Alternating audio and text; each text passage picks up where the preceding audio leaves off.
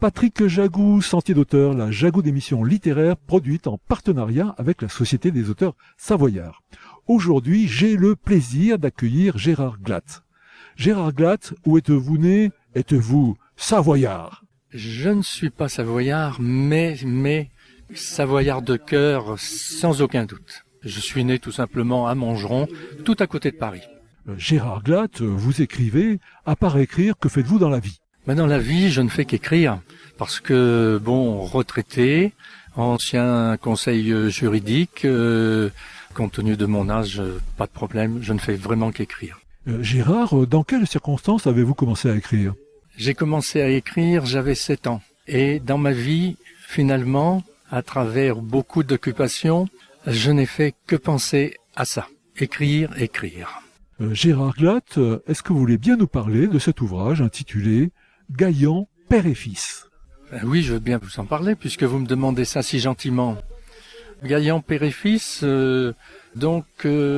chaque jour, sous les yeux de Chris, le héros, se déploie la beauté immuable de la chaîne des Aravis, sachant que Chris, là où il habite, là où l'action se situe, c'est exactement à Passy.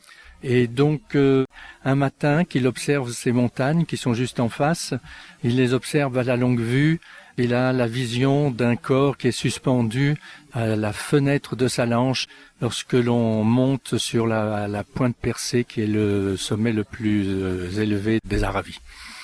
Et qui est ce corps, il faudra bien lui donner un nom. Et cela ramènera Chris à une trentaine d'années plus tôt, lorsqu'il était redescendant de la vallée de Chamonix, avec des copains, un accident. Ils étaient 6 dans une 206 et ils sortent tous indemnes, sauf un, lui, qui continuera sa vie dans un fauteuil roulant. Je vous en dis pas plus. Chers auditeurs, nous parlions aujourd'hui de l'ouvrage de Gérard Glatt, intitulé « Gaillan, père et fils », publié aux éditions Presse de la Cité, à la collection Terre de France.